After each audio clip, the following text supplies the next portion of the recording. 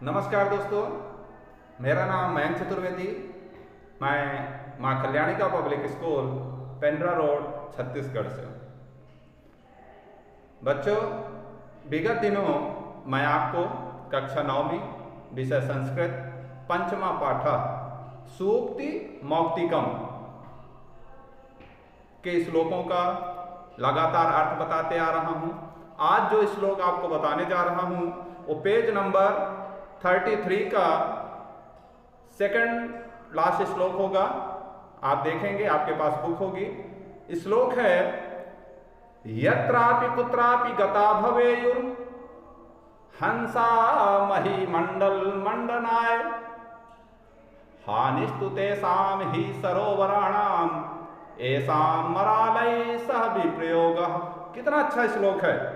बताइए कि आपने देखा होगा तालाब में देखा होगा हंसों को। यदि हंस तालाब से जुड़े हुए हैं तो उस तालाब की उपयोगिता है, लेकिन यदि वो हंस उस तालाब से दूसरे जगह चले जाएं तो उस तालाब की उपयोगिता कुछ समय के लिए खत्म हो जाती है। लेकिन अब यहां बात आती है कि हमें उपयोगिता को खत्म नहीं करना है। कहीं से भी किसी भी प्रकार से यदि ज्ञान की बातें मिलती है तो हमें उस ज्ञान को और अधिक उजागर करना है, उस मार्ग पे चलना। उसने हमको उस मार्ग पे चलने के लिए प्रशस्त किया है। अब मार्ग तो उसने हमें दिखा दिया, हमें उस मार्ग पर चलना है। लेकिन ऐसा नहीं है, चूंकि वो तालाब है, उसका पानी एक जगह स्थिर है, तो वो अपनी जो सीमा है उसी के अंदर ही कर सकता है। लेकिन हंस के पंख हैं, वो अपनी गुणवत्ता को दिखाने के लिए, हर जगह फैलाने के लिए वो जगह जगह जाता था और अपने उस गुण को फैलाते हुए आगे की ओर चलते रहता है। तो यहाँ लिखा है मही मंडल मंडनाय। मही कहा गया है पृथ्वी को। मैं लिख के आपको बताता हूं। शब्द है मही, मतलब होता है पृथ्वी, और मंडल, मंडनाय का तात्पर्य होता है फैलाना। क्या फैलाना?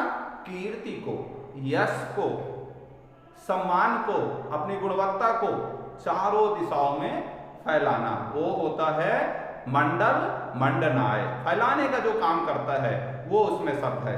फिर शब्द आया है यत्रापि। यत्र मतलब होता है, आपको पता है, यत्र मतलब यहां वहां, तत्र यत्र तत्र कुत्र सर्वत्र, ये सभी चीजें हैं।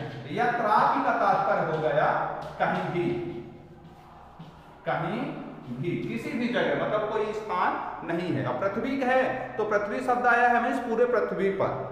पृथ्वी पे पृथ्वी पर किसी भी कोने पे जाके अपना गुणगान वो कर सकता है, किसी भी कोने पर जाके वो बैठ सकता है, ये उसका तात्पर्य। बहुत अच्छा, लास्ट में इसका आपको मैं कंक्लूजन बताऊंगा।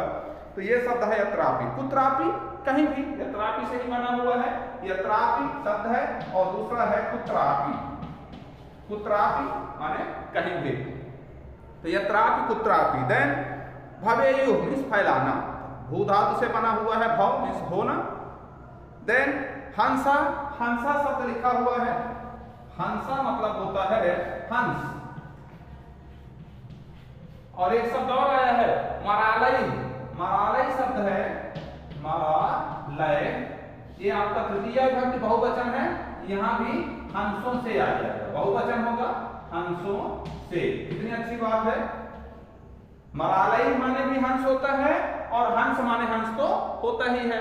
तो यहां शब्द दिया हुआ है हंसों से। तृतीय विभक्ति बहुवचन है, ध्यान देंगे, इसलिए हंसों से।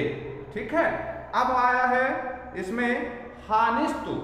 हानि मतलब होता है नुकसान, सीधा सा शब्द है, हिंदी शब्द है। इसको यदि अलग करेंगे तो हानि, हानि मतलब होता है नुकसान, और तू माने सबको पता है तो, तू माने तो। ठीक है। तो ये शब्द हो गए। सरोवर, सरोवर माने होता है तालाब। सरोवर सभी को पता है, सरोवर माने होता है तालाब। तो अब श्लोक में चलते हैं। यत्रापि कुत्रापि, कहीं भी, किसी भी जगह, गता मीन्स जाकर, भवेयु मीन्स होना, काम को करना, हंसा माने हंस, महिमंडल मंडनाय। महिमंडल मंडनाय का मतलब होता है, यहीं से श्लोक का अर्थ शुरू होगा कि पृथ्वी के किसी भी जगह पर जाकर वह अपने गुणों का बखान कर सकता है। अर्थात हंस पृथ्वी के किसी भी जगह पर जा सकता है, उसे किसी जगह पर जाने के लिए कोई रोक टोक नहीं है। हानिस्तु तेसाम ही सरोवराणाम। सरोवराणाम सरोवर की हानि मतलब नुकसान, नुकसान तो केवल उस तालाब का होता है। ऐसाम मालय सा विप्रयोगा, ऐसाम जहां से उस हंसों का अलग होना होता है, जहां से वो हंस अलग होता है, वो उसका तात्पर्य है कि नुकसान पूरी तरह से उस तालाब का है जहां से वो हंस अलग हो रहे हैं। बड़ी अच्छी बात है। ये जो श्लोक है भामनी विलास से लिया गया था। इस श्लोक का तात्पर्य ये है कि जो सज्जन पुरुष होते हैं वो अपने गुणों का बखान किसी भी जगह जाकर करते हैं और अपने यश को फैलाकर अन्यत्र चले जाते हैं, दूसरे जगह चले जाते हैं और फिर वो वहां अपने गुणों का बखान करते रहते हैं। अब बात आती है कि जिस जगह वो जाते हैं उन्होंने उस जगह को, उस एरिया को, वहाँ के वातावरण को अपने गुणों से, अपनी अच्छाइयों से उस जगह को ओतप्रोत कर देते हैं और उसके तत्पश्चात वो दूसरे जगह चले जाते हैं। अब जो वहाँ स्थित लोग होते हैं, वहाँ के स्थित प्राणी होते हैं, जो भी हैं उस जगह पर, उन सबका दायित्व बनता है कि उनके कृत्य पर, उनके कार्य पर, उनके गुणों का अवलोकन करें और वो भी उसी मार्ग पर चले। यदि ऐसा होता है तो निश्चित हर व्यक्ति उस दिशा पे चलता है, लेकिन ऐसा नहीं होता है। सज्जन तो अपना काम करते ही रहता है, करते हुए आगे की ओर चला ही जाता है, लेकिन लोगों का मानना है कि हमें भी उस दिशा पे चलना है। आपने देखा होगा चरामेति प्रचलामो निरंतर, इसका तात्पर्य यही है कि उनका काम ही है चलते रहना, अपने काम को निरंतर करते रहना और उससे जो लोग प्रभावित हो रहे हैं वो अच्छा है।